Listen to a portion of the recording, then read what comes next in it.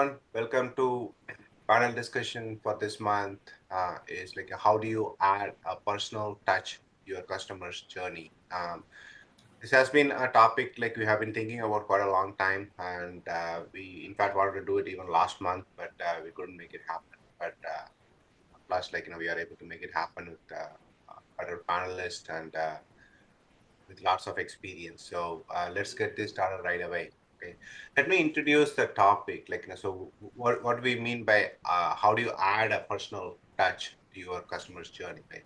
So what we are referring to is what we are doing in terms of personalization, right? When we are talking about reaching out to the customers, customer service or product or whatever it is, what is that we can do personalized way that can have that impact, right? So there are a few key statistics that I want to highlight that stress this point very well. According to study by Epsilon, 80% of consumers are more likely to do business with a company if it offers personalized experiences. So that's a good number. And then Infosys found that 59% of consumers who have experienced personalization believe it has a noticeable influence on their purchasing decisions. 59%. That's really, really good number, right? And the last but not the least, report of by a McKinsey. Companies that personalize experiences across the customer journey typically see revenue increase by 5 to 15% and increase marketing spend efficiency by 10% to 30%. So that's again significantly good amount of advantage that you can tap into by applying this technique. So this does add a lot of value and it does makes a lot of sense, and companies are focusing on this one, how to be personalized, because the product and the services and with the tech and all this uh, fast-paced environment, right? The difference between products and services are becoming narrower and narrower. So how do you differentiate yourself, right? So this is becoming the key, right? Battleground. So with that introduction to the topic, let's jump on and then introduce our panelists here. Welcome our panelists. So first, let's welcome Akshay. Akshay has more than 4 decades of experience in technology leadership and management with a strong customer focus. He is a seasoned, reputed conference speaker on various banking, fintech, and digital disruption topics. He performs multiple roles for organizations including ION, SolveCube, the Partnership Consulting, ORP2B, and OneCrowd. He has previously held several senior managerial positions at Standard Chartered Bank, Fixnix, Right Management, and Peak Performer. We are delighted to have you in this panel discussion. We look forward to listening to you, our views, Akshay. Thank you. And second one is Harshita. Harshita handles sales for PayHuddle Solutions, a payment testing and certification organization. She handles some of PayHuddle's product lines. She handles sales and customer experiences for customers across 40 plus countries. Her customers include leading banks, processors, and merchants worldwide. She brings the B2B perspective of customer experience. We are pleased to have you, Harshita, and we look forward to hearing your views. Thank you, Uttaman. And last but not least, Suraj. Suraj have been with us for a few times before. Suraj currently functions as a head of customer experience development at Kishet, which offers small merchants an instant line of credit using QR codes. He manages the overall customer experience from checking in to checkout, whether online or offline. He ensures overall customer experience across all customers through all customer touchpoints through practical technology usage. Suraj has had stints with HDFC Bank and three exciting startups. He has worked across finance, operations, marketing, technology, and automation functions. We are excited to have you as a part of this panel, and we look forward to listening to your views. Suraj, welcome. Thank you. Thank you so much for the introduction, Uttaman. Glad to be here. Look forward to a great discussion. Sure. Thanks. So we supposed to have one more panelist here, Hitesh. Due to personal emergency, he's not able to join us today. So with the three panelists, we'll get this discussion started. So to get started, I want to add one discussion points where we all three of you can share your thought process and get this started, right? So the discussion point is like this: ethics, customer privacy, and customer trust come to everyone's mind when discussing customer data, right? Without customer data, you cannot offer personalized experiences. Given this context, can you share some of the best practices for successful data collection that have resulted in meaningful personalization? Yep. So who are you addressing it to? You can start, Akshay. Okay. One. So it's a very this is a very interesting aspect of uh, creating the customer experience, because how we use the customer's data can lead from one extreme of a great customer experience to absolutely uh, a lousy customer experience. And clearly, there are many examples where uh, people's data is used effectively. So typically, uh, in one of the organizations I worked with, um, we actually wanted to take our support desk, and instead of being a cost center, we wanted to make it into a revenue generating center. That was the business objective. But what we wanted to do was that we wanted to make sure that a customer never returned with the same problem back to us. So if customer A had a problem, it would be resolved, and customer B would never face that problem once it was resolved. Now, over here, we use the customer information judiciously in terms of personalizing it, talking to them, finding out what the issues were, but we never used any of their what is called personally identifiable data, apart from the name, of course. And we actually split the customer database in a way where uh, only the non-personally identifiable data was available to the agents who were speaking to the customer, and the rest was locked, completely locked. And so there are many ways of doing it. I'm not saying that's the best way of doing it.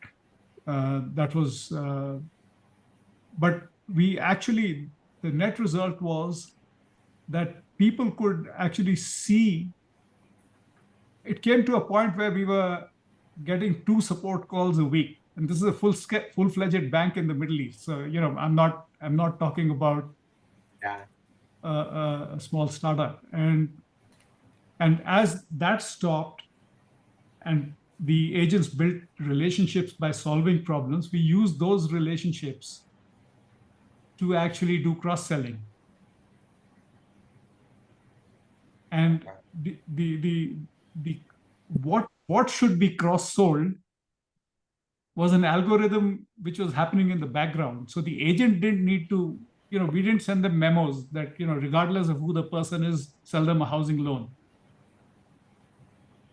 Because then that takes the experience into a different part of the world. So what we said is that this person looks like she could be ready for an educational loan. So they would only get the information saying, we've got an educational loan, would you like to use it? So that's how it works. And so that is critical, and you can actually use it to your advantage. Yeah. Yeah, that's an interesting point, point, right? So once you solve a problem, you want to make sure that problem doesn't come back again for other customers. That's a very interesting approach. Yeah. Okay. But not only that, it builds a relationship. Yep. Absolutely. Because the Yeah. next time I say, hello, I'm Akshay, and we talked when we were solving your problem, Yeah. here is something which might interest you. That's a different, Yeah. engagement. Absolutely. Yeah. Yeah. Yeah. Makes sense. Yeah. So, Suraj, you want Yes, I agree with what Akshay said. To add to it, I would say coming to the digital journey, to? today, a lot of data is available for the customers, for the companies to access, but it's necessary what kind of data do you ask the customer to share with you? And also, it's necessary that you inform them that what kind of data are you going to use and what is the purpose of using that, so that the customer is able to decide whether he wants to share the data or not. So even if we see 2 years back, when you downloaded an app or from the Google Play Store, it just used to say that this app is asking for phone, SMS, etc. These are the permissions that they're asking. But today, if you're downloading an app, it gives a detailed information about what permission is asked, what is the purpose, where it's going to be used, etc. And also customer today know how they can stop a permission which is already given for the app. So it's necessary that even companies, whenever they're using any kind of data, be it digital or non-digital, they mention what is the purpose of collecting this data and where is this going to be used, so that the customer beforehand knows why he's sharing the data and he's comfortable about it, and later doesn't come back complaining about why the particular data has been used. That is number one. Second, I would say when it comes to since we are in the lending industry, we provide loans to customers, personal loans to customers digitally.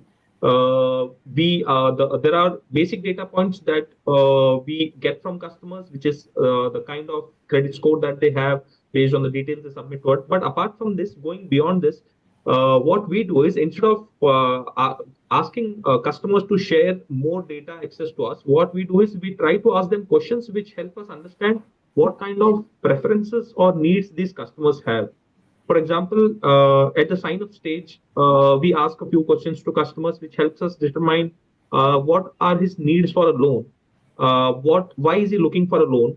Where is he going to use the money which he is going to withdraw from the loan? This helps us understand what kind of need he has right now and what kind of needs he may have in future, depending on the present need. Also, it helps us understand his income level, his kind of the kind of expenses that he does, and what kind of other products can be given to the customer in future. Secondly, once the loan application is done, after the loan application is done, we periodically send survey links to customer, online surveys, as well as on over phone call, we do some surveys to understand the requirements of customers. That is, for example, once the loan is closed, customer has made the payment of the loan. After that, he gets NPS is something that every company does. CSAT is something that every company does. So NPS and CSAT are very good opportunities to understand the needs of the customer. Apart from just understanding how much does he love the brand or how much does he hate the brand, it's also necessary to understand what kind of other services that he is looking for from us, and what kind of other products or what kind of other experiences that he's expecting from us. So these are very good opportunities. Whenever a customer is filling the survey form, it's necessary that you cover these questions in the same survey. And what we also do is to our repeat customers who have shown very good behavior, they have been repeat customers, they have taken multiple loans, and they have been very good in making repayments. We do a long survey wherein it's an on-call survey, which is like the call is for 10 to 15 minutes. We inform the customer prior to the call. We take an appointment from the customer. We inform the customer prior to the call that this is going to be a long call. We just wanted to understand your preferences, etc., so that we can design new offers for you. And we also offer some incentives to the customers, like like a cashback or something, so that he feels motivated to join the survey. And then we get into engaging discussion with the customer. We ask him questions which help us understand what are his requirements, rather than just asking him to tick some check boxes and getting feedback from those check boxes, because those can be very misleading. So once you engage in a discussion with the customer, you come to understand what are his real priorities, what are his real needs, and what are the pain points that he has been facing with us in the past, which we need to solve. Last but not the least, there are some touch points that the customer connects with us. That is customer service touch points, be it a chatbot, it can be the helpline number, or it can be through email, or through any other portal that you have created for customers. So on these touch points, it's necessary to collect the necessary information that would be helpful to you for giving services to the customers. For example, whenever a customer calls us, or whenever a customer emails to us, or he chats with us, or in fact, even if he's interacting with any of a salesperson on field or a collection person on field, we always note the language that the customer is using during this interaction, and this language is fed into the system so that we know that okay, this is a customer is comfortable with Hindi, customer B is comfortable with Marathi, customer C is comfortable with Tamil, Telugu, etc. So that we Yeah. can direct all future communications to this customer based on the languages they have communicated with us in the past. So that's Okay. how we collect data at every touch point that the customer engages with us, at every interaction that we have with the customer, be it an interaction through the digital platform, interaction with a manual agent, or interaction with a field agent, we ensure to collect some information points with respect to his preferences, needs, and choices, so that we can design the best offers for him. Nice. Yeah. Yeah. Yeah. Very. Yeah, I think Suraj and Akshaya covered a lot of points, be it being transparent with the customer, why the data is being used, and what are we going with that data, or taking consent from the customer, or giving that control to the customer to enable or disable the data, whenever they see fit. Apart Yeah. from this, what I would like to add is when a lot of organization has a lot of data, they can adhere to strict data protection protocols which are available, maintaining this data, and also I think training employees who are handling this data, to make sure there is no data misuse or mishandling. And if they feature data stewardess relationship with person who is handling the data and the customer, it would be really cordial. The trust and the relationship will be good. Apart from this, I think uh, yeah, being transparent with the customer and getting feedback on what they liked and what are their pain points. I think these are some of the things Okay. that can be added. Yeah. Yeah. Yeah. Thanks, Rishita. So, yeah, like, very good points, like, different uh, experience, different viewpoints, and like, yeah, different, like a lot of different tips there for the starting point.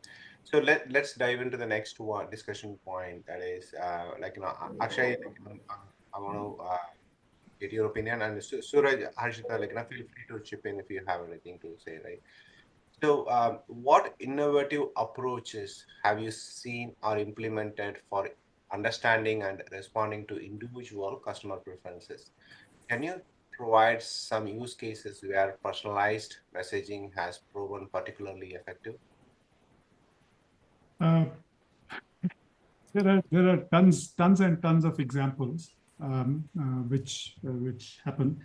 I'll use an example which today is uh, you know used in the consumer industry.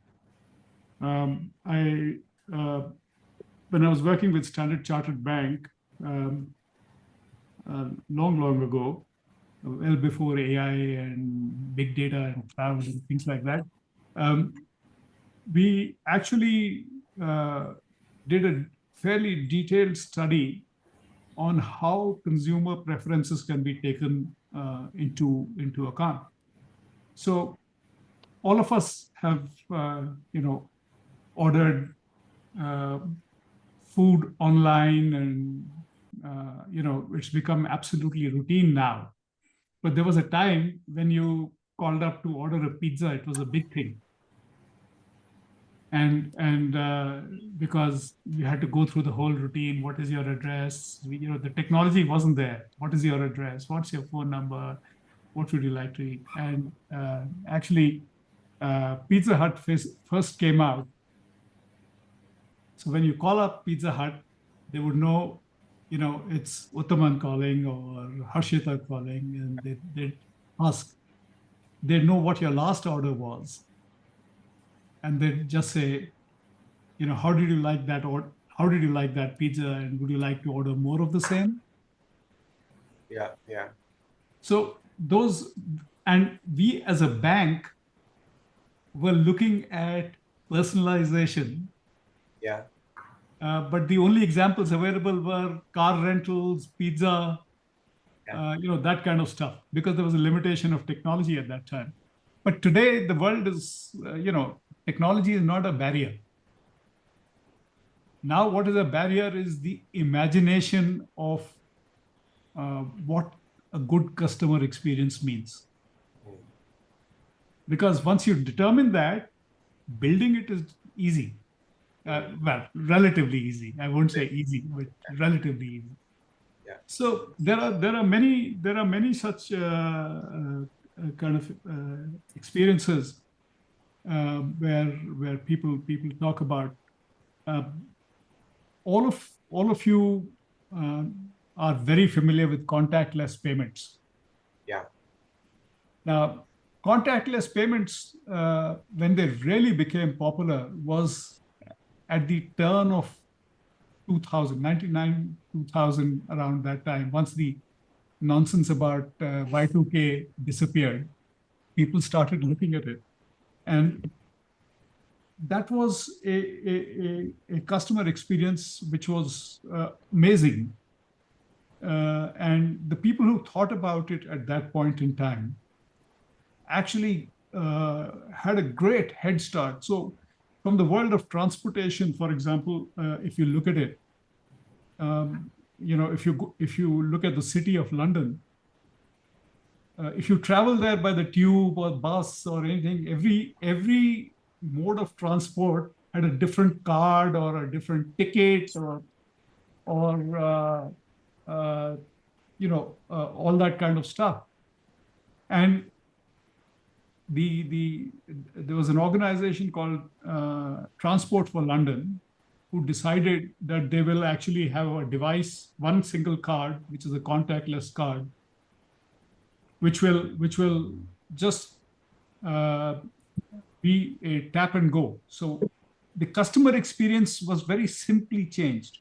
No waiting anywhere, no pulling out wallets, looking for change, putting things in machines, etc. And no checking. So when you walk into station A, you tap your card. When you walk out in station X, you tap your card. And the whole experience is so simple. But if you look at the back end, through this process, Transport for London collects today 20 million data points per day to improve services, to improve traffic, to improve things. So it's a virtuous circle.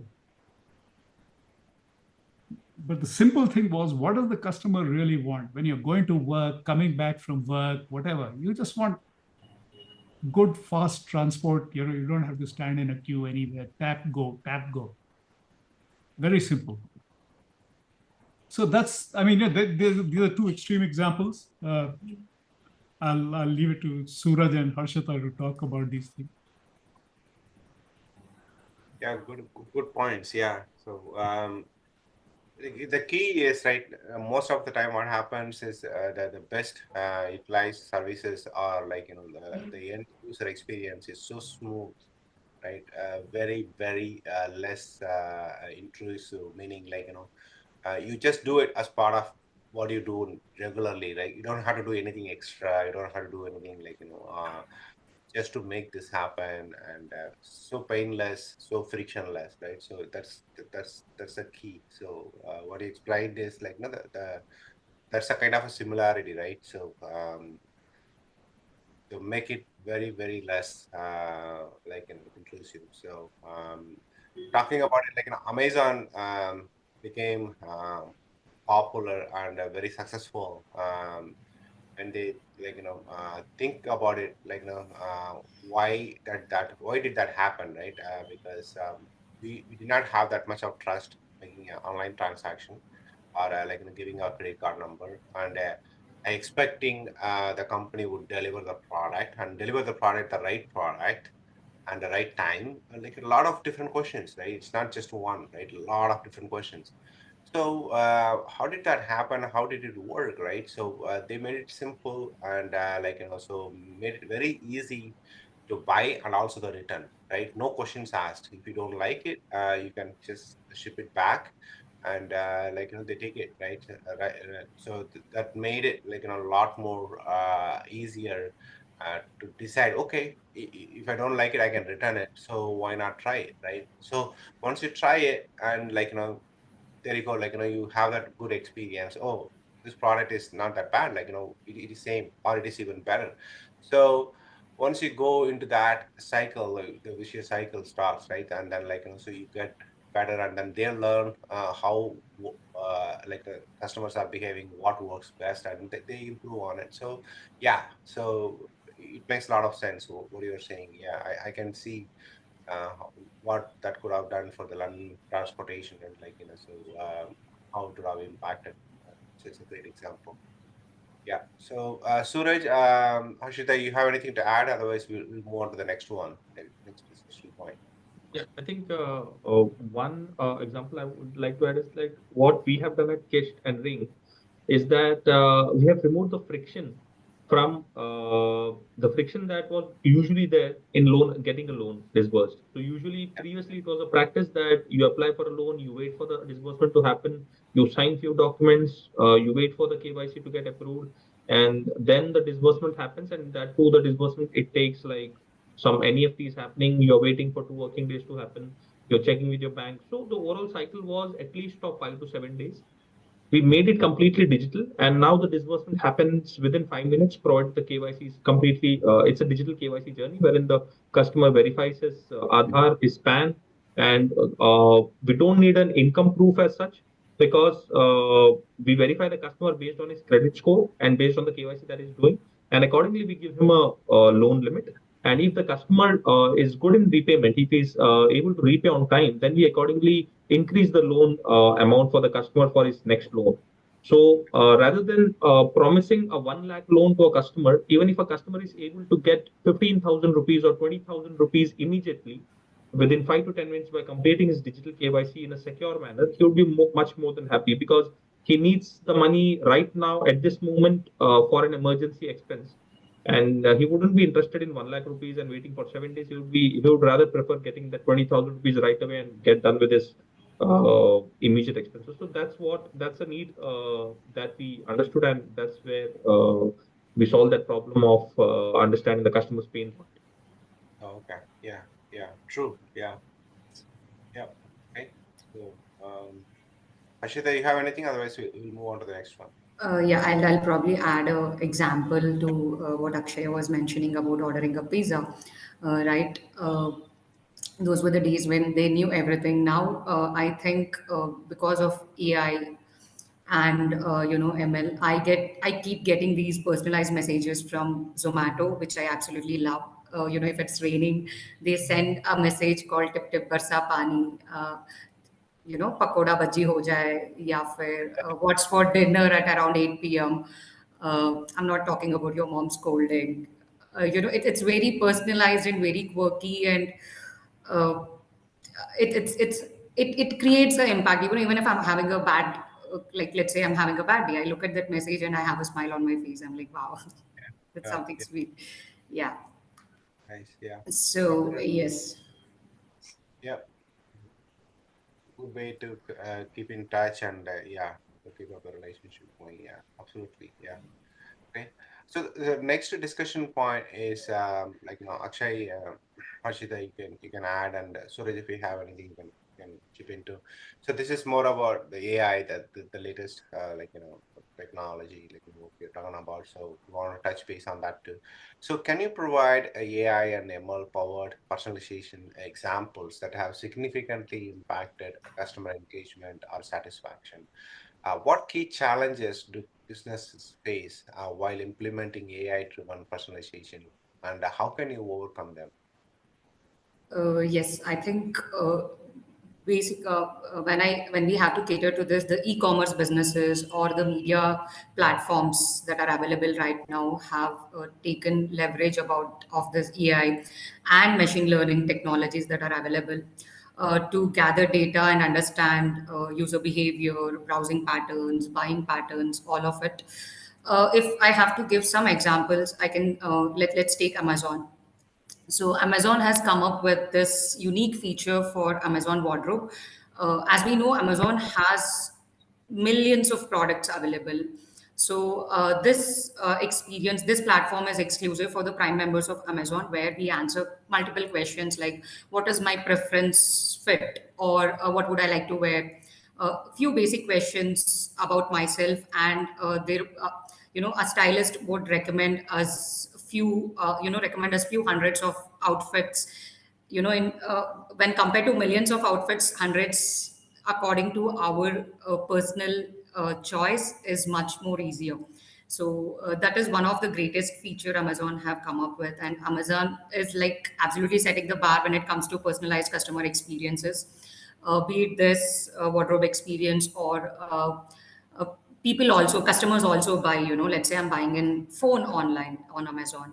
In the recommendations, customers also buy, I get a adapter or a phone cover or some cool accessories. I'm very sure this information they're gathering based on my uh, buying pattern or browsing patterns that are available through social media or any other applications which we do. And one more example would be Nike. Nike has recently come up with this 3D customization platform where all of the customers can, in real time, see how the shoe looks. Take snapshots about what the shoe looks on our feet. I think even that is something really cool. Coming up with that feature. These are some of the examples where these people are leveraging AI Yeah, to give personalized experiences. sure. Yeah, thanks. Yeah. Akshay, you want to add? So I'll let it pass this time around. But I mean, just to say one very important thing is that,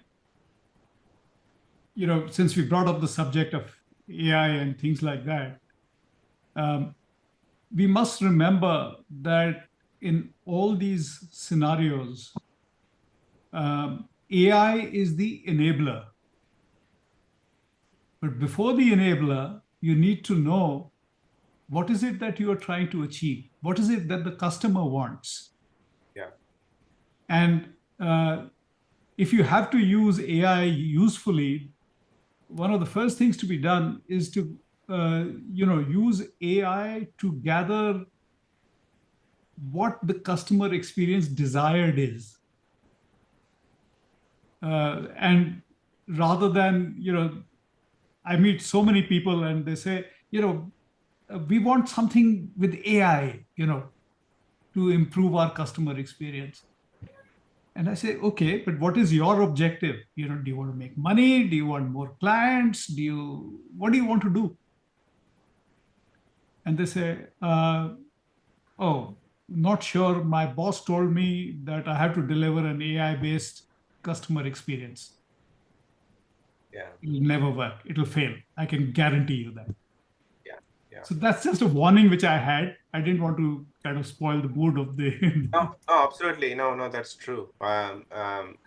In fact, even if you go with the right purpose, like, looking at AI and ML, that still the chances of, like, making it correct and making it work Yeah, can be really challenging, because there are a lot of like, nitty-gritty details. There are a lot of consideration that goes into making a good use case of like, AML powered solution, right? It's just not easy. There are a lot of data privacy issues. There are a lot of like, challenges that comes with the data, or how you consume it, or how you like, utilize it. So what kind of uh, decisions that we are going to make, or use case we are going to adopt. Like, there are a lot of the decision points there. Yeah, so it's just not like an AI and ML is going to make everything look rosy. It's just like, not true. So there are a lot of things that goes And behind also, it. I think Akshay rightly said that. Even I have seen in discussions with other industry experts, people are looking for use cases to implement AI into, rather than coming up with the use cases. So if they don't know where do they want to implement AI, they are asking others that which are your use cases, where are you implementing AI? They don't know where they want to implement. So it's like there is a hurry to implement AI, wherever it is possible. Just because there is an option available in the market without understanding whether it would add value or it would just add to the cost and it would just make it more messy for the customer. So when it comes to AI, I have at present stage, I have seen there are two things. One is it is bit expensive. So either your customer has to be an HNI customer, or so if you're serving the masses, for example, if you are someone like a Paytm or a phone pay app which is serving the masses, people are just doing UPI transactions for very small value. Implementing AI for all these customers would be very expensive at this stage. Going forward in the next 3 to 4 years, the cost will definitely come down.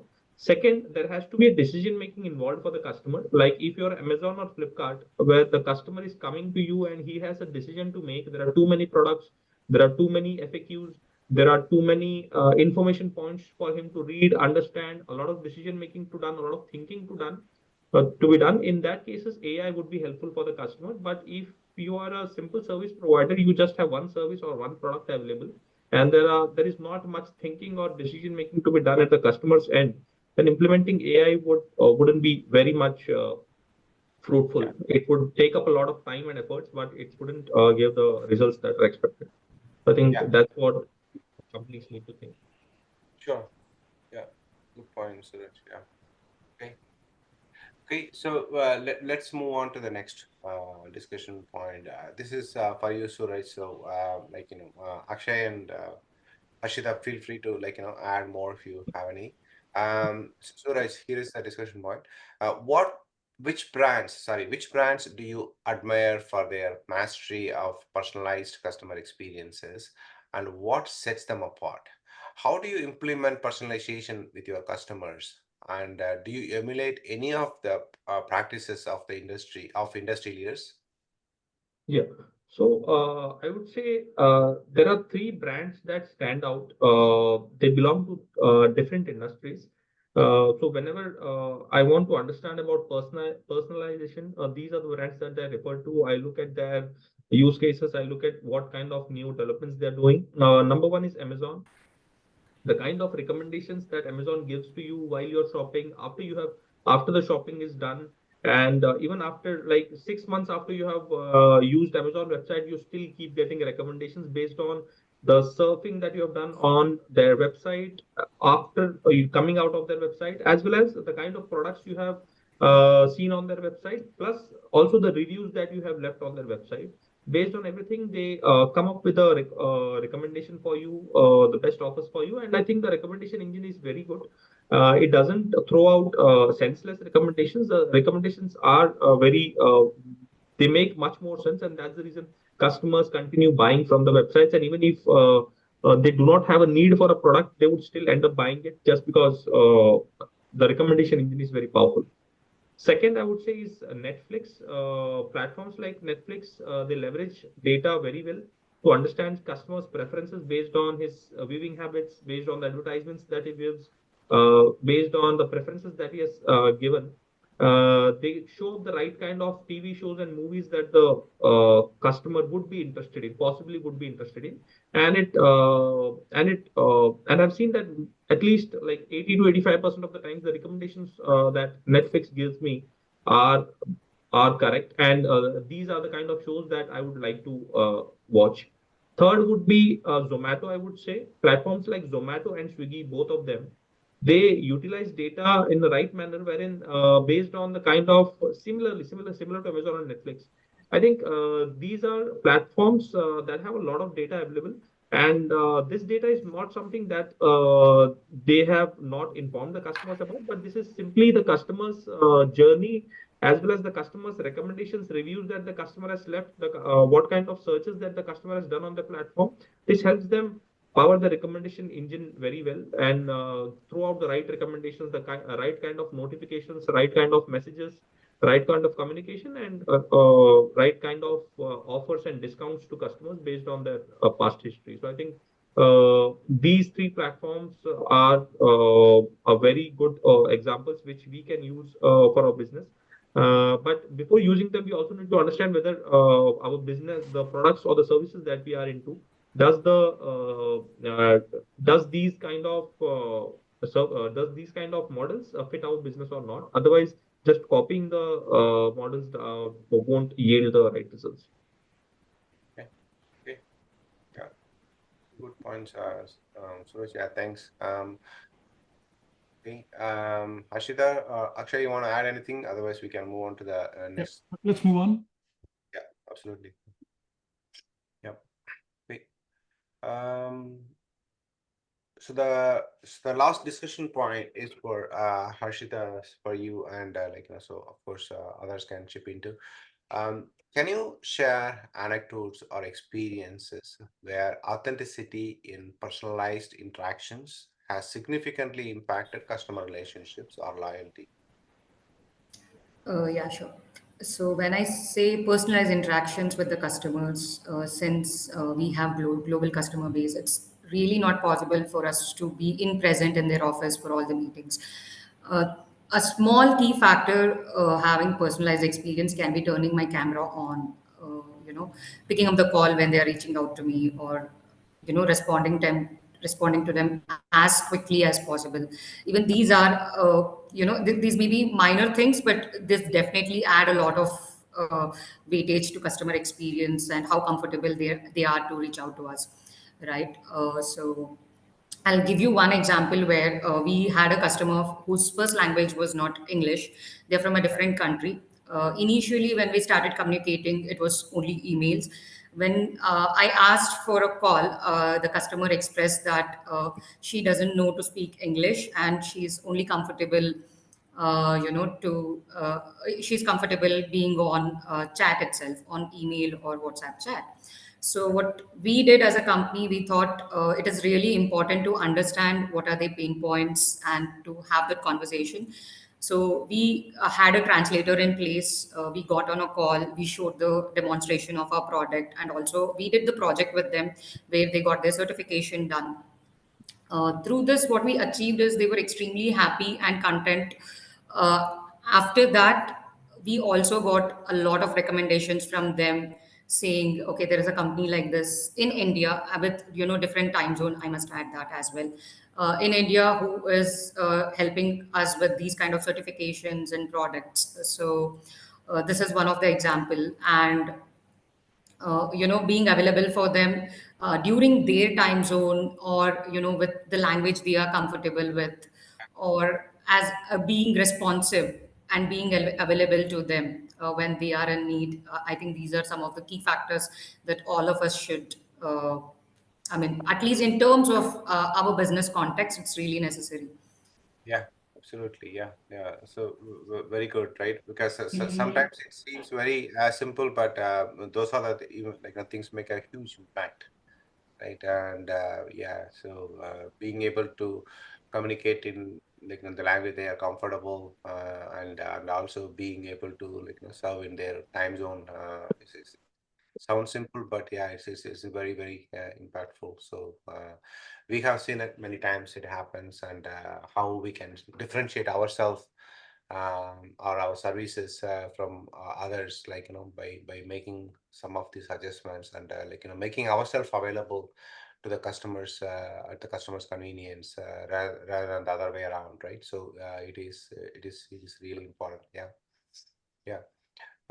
Because these are the things, right, that that helps a brand to set themselves apart from others, right? And because as we move forward, what is it a lot of differences between the products, right? It used to be in those days, where if you remember, how when we were looking at like a Walkman, right?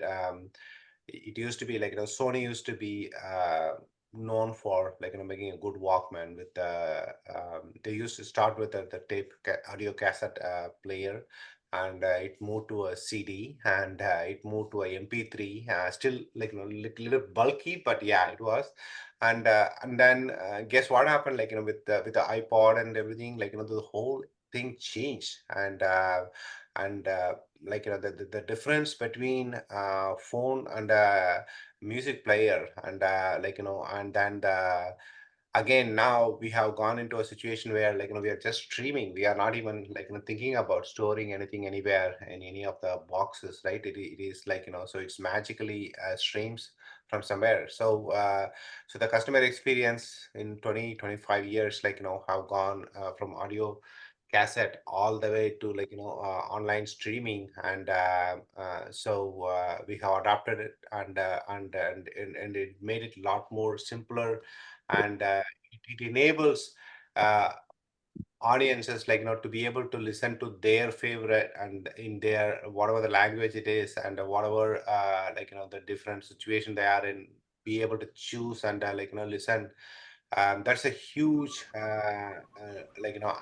advantage compared to the old days, where you have to pack those audio cassettes and take it with you, or you have to plan to carry on those music if you are really really interested, because there were no other way to listen to those the kind of a music that you would like when you're traveling, or in a different places. So it was, so it's it's just a humongous change. It just happened in front of us, right? So yeah, it is key. We know what technology can do. Akshay was saying, um, technology is an enabler, right? It is not everything.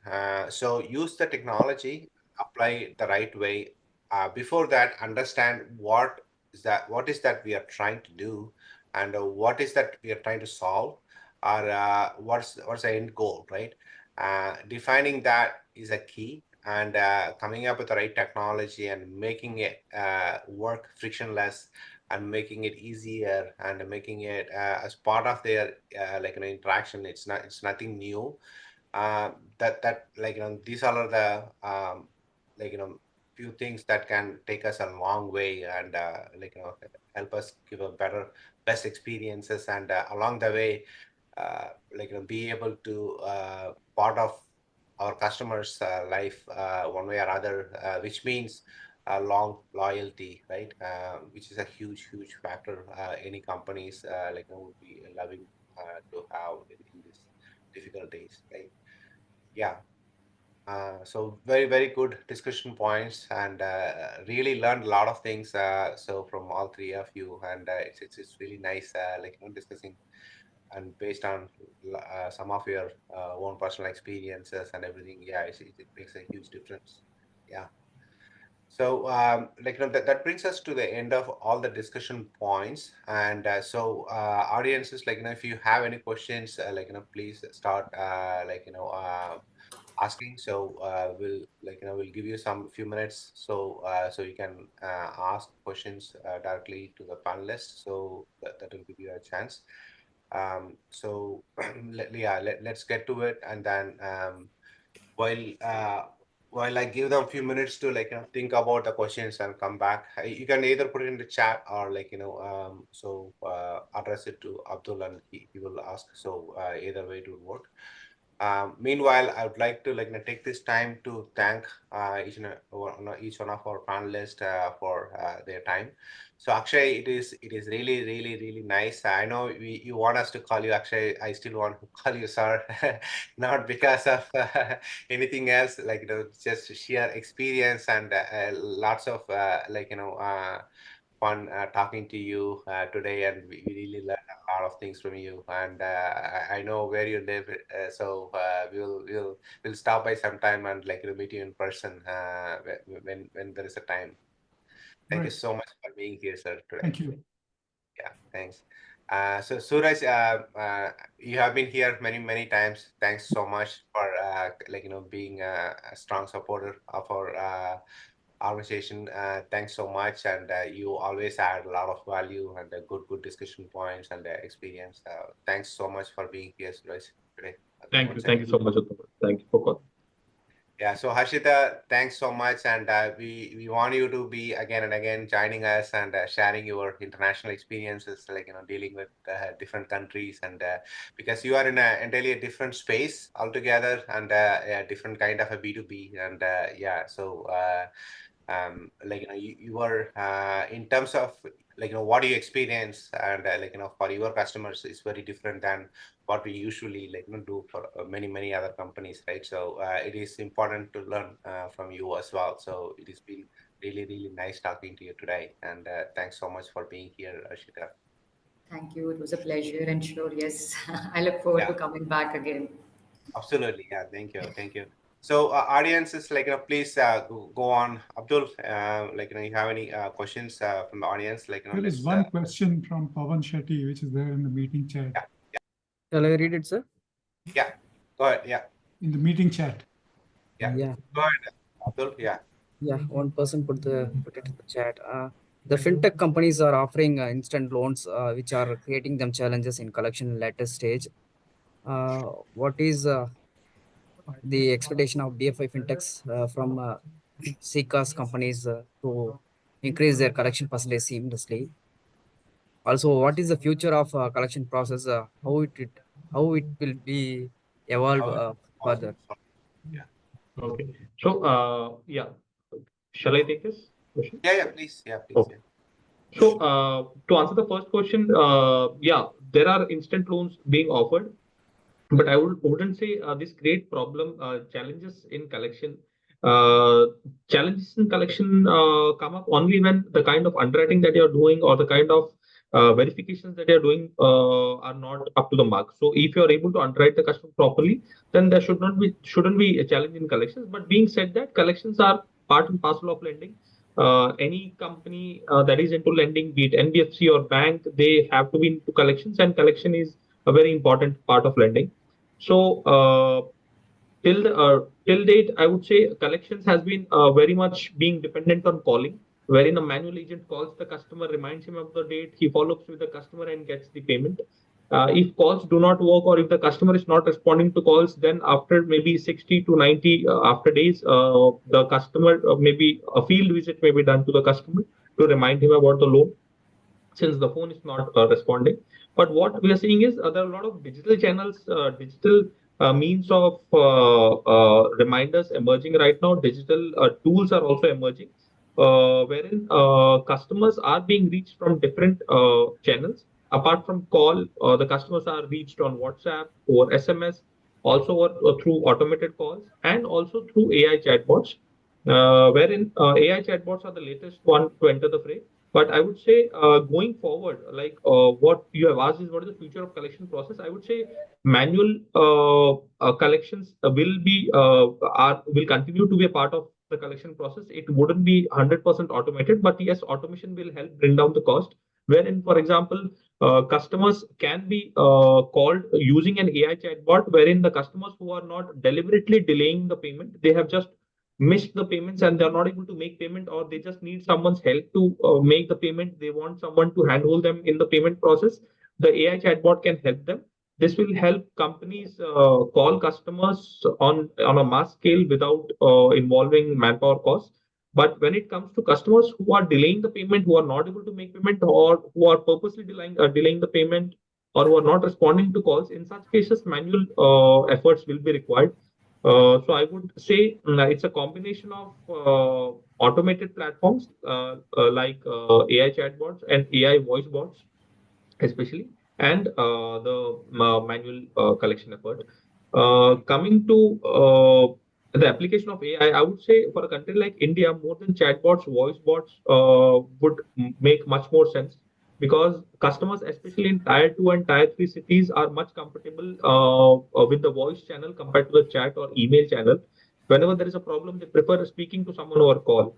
So I think voice as a channel has immense potential, and a lot of disruptions can be accepted for the voice channel going ahead, especially after the application of AI, wherein customers can be assisted with the help of an AI voice bot instead of having a manual caller. And only when a particular kind of query cannot be answered by the voice bot, it can be transferred to an agent for better assistance.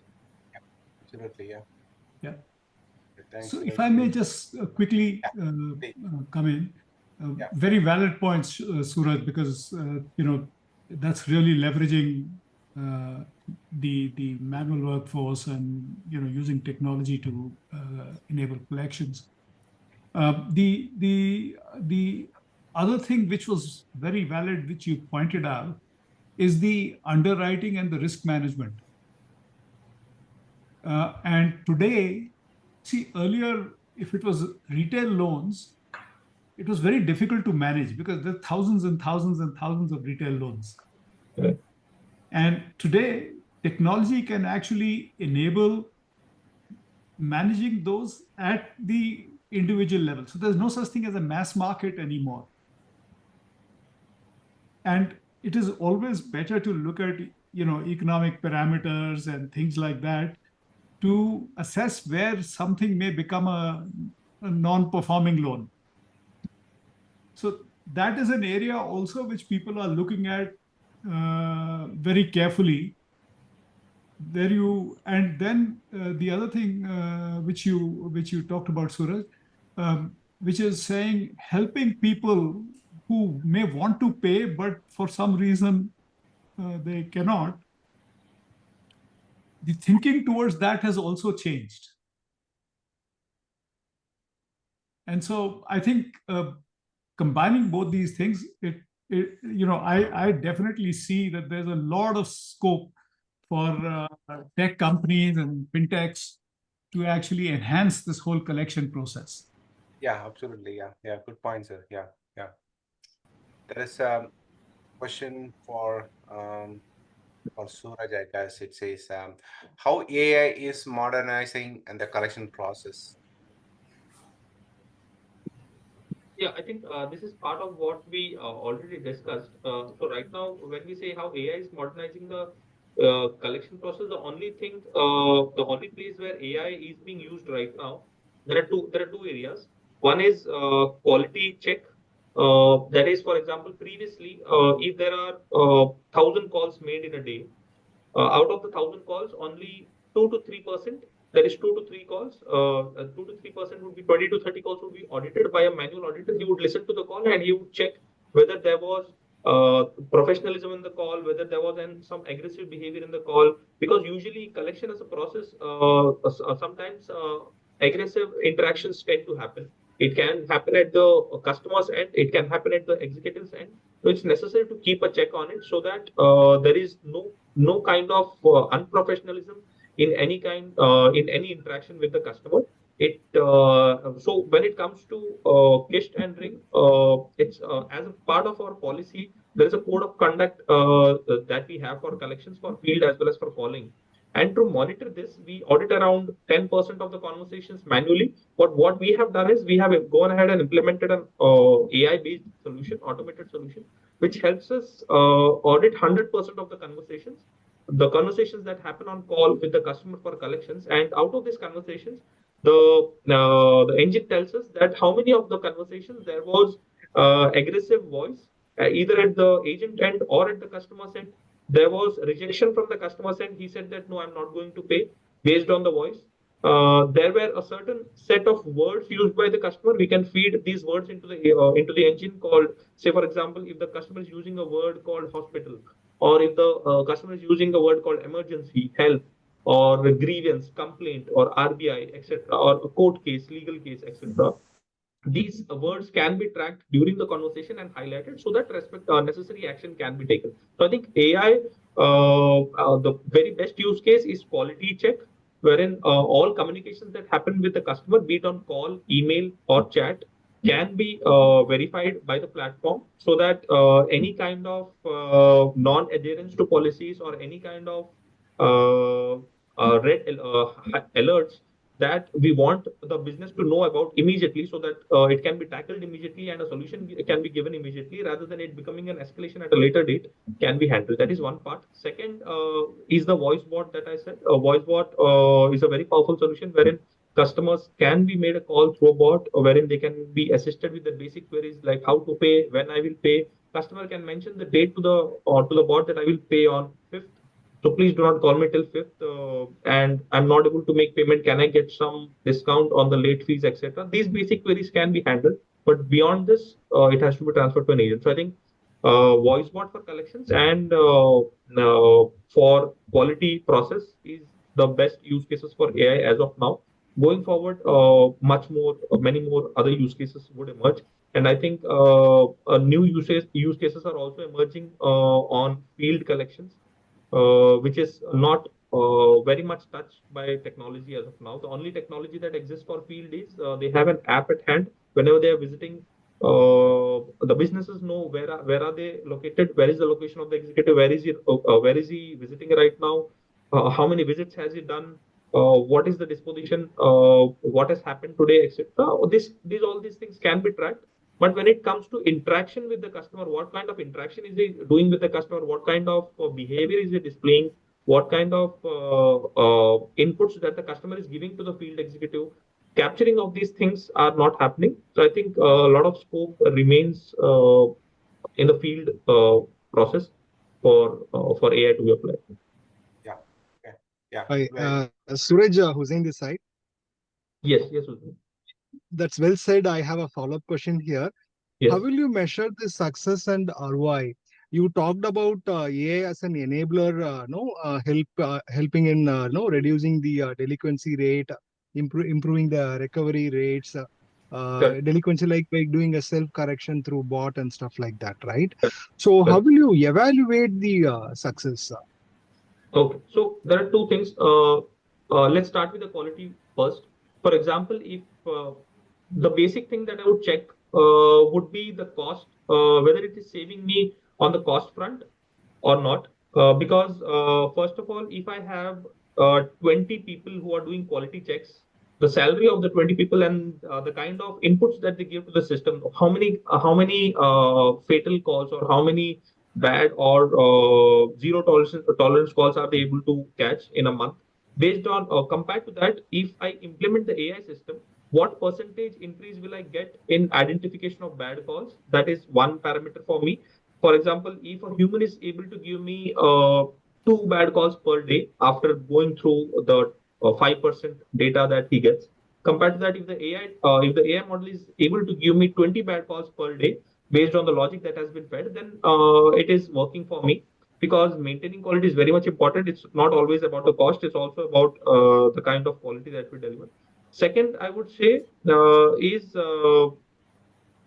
when it comes to voice bots, the cost of a voice bot call ranges anywhere between 4 rupees to 9 rupees right now. There are also voice bots that would be around 12 to 13 rupees, but the average cost that is available in the market is around 3 to 9 rupees per call.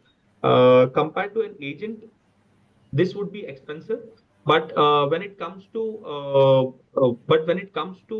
calling customers and resolve calling customers in one go, it saves lots of time. So if for example, if I have to call 10,000 customers, the bot can immediately call the customers and give me a result that okay, out of 10,000 customers, there are 2,000 customers who are not able to pay. They will pay after 2 days. There are 2,000 customers who are not responding at all. There are 2,000 customers who have said that this is the reason they are not able to pay, and there are a set of customers who want some discount on late fees. So the bot can immediately give me some output based on which I can take a decision, and then I can use that data to assign what kind of customer has to be allocated for manual calling, what kind of customer shouldn't be allocated, what kind of customer should be given some offer or some discounts, and I can take a call immediately. So even though voice bots are a bit expensive, they help you save a lot of time and take the right decision rather than wasting time calling the customer manually for 4 to 5 days at a stretch and then